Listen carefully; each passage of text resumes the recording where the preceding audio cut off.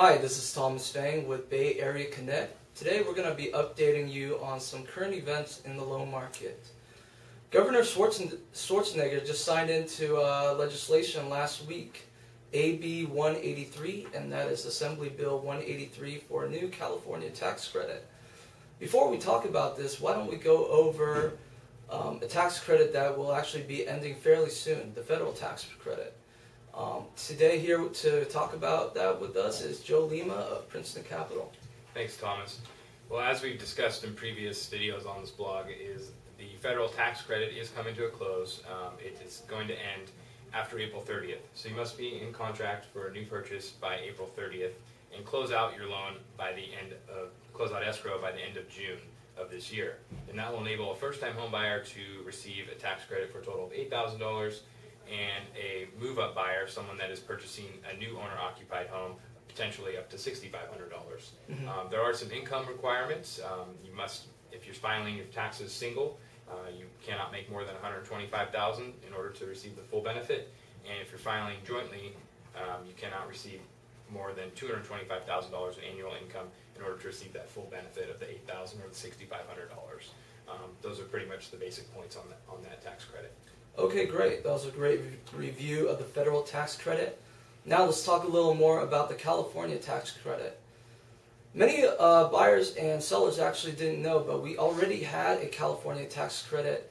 Many didn't use it due to the fact that it was only available when buying new construction homes.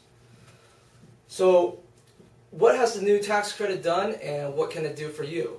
Well, for first off, it added $100 million to the total available for tax credits, and it is now available for existing homes and new construction homes. Why don't you tell us a little bit about that, Joe? Well, you're exactly right. The new California tax credit does add in an additional $100 million allocated just for those first-time home buyers. So there's a total of $200 million in funds out there for tax credit purposes. So it does go into new and existing homes that are eligible right now. Okay, I see. And how much can a buyer get from this tax credit? Tax credit can go up to $10,000. So it's a little bit more than the federal tax credit. So it's $10,000 or 5% of the purchase price. But purchasing in Silicon Valley, Santa Clara County, it's hard to find a property that wouldn't qualify. A $300,000 property would be $15,000 at 5%. So you're going to be well above that for the most part in this area. The $10,000 is substantially more than the federal tax credit. Right. One thing though, I do want to point out that these funds are based on a first come, first served basis. So once the $100 million runs out for those first time home buyers, or the $100 million runs out for the newly constructed homes, then it's done. It does have the potential to run all the way till August of 2011 if the funds are still there. Okay, I see. Well, for right now, it is on a first come, first served basis, so really just taking advantage of it would be a great idea right now. Let's go over how is it paid out to the buyer, and how is that different from the federal tax credit? It's another good point. It is a little bit different than the federal tax credit. The $10,000 is going to be paid out in 3 equal installments of $3,333.33. So for an example, if someone were to purchase a home this year, let's say they close it out in July, and when they go to file their 2010 taxes in April of 2011, they'd receive a tax credit at that time for $3,333.33. Right. And then the year after that, they'd receive it again, and the year after that, and that would be from the state of California. Right. All right. Are there any income restrictions for this new tax credit, or are there any rules for how long you need to live at the property? Well, right now the information is very preliminary. We just received this from a bill that was signed last week, so there are not any income restrictions yet. I do plan on seeing some soon, but right now it looks like there's nothing.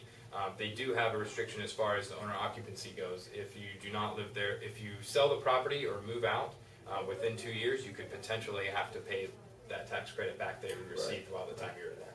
I see. Well, with such a new bill as this, there's been a lot of buzz on the internet about AB 183.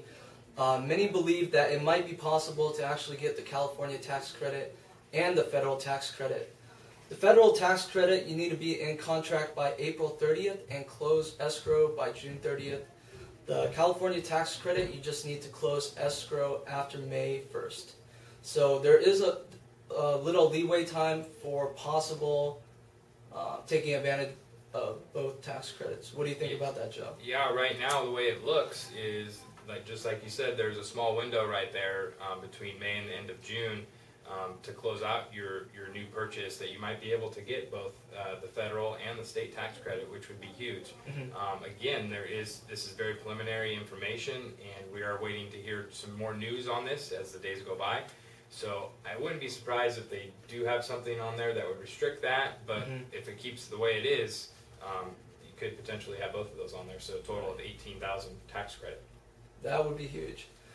Well, we will be keeping you updated on this new topic of AB 183. We'll probably post a video next week just going over any preliminary changes, if any do come up. We will also be updating daily on my blog, bayareaconnect.posterous.com. If you have any questions or concerns about this new tax credit, AB 183, please leave a comment or question under the video, or feel free to shoot me an email at yourbayareaconnect@gmail.com. Well, thank you very much, Joe. It was great talking to you this week, and we look forward to seeing you next week. Have a good day.